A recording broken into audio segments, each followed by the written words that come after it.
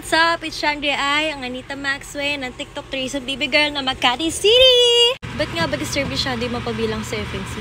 Para kumaldag? Uy, hindi! Siyempre hindi! You wanna know?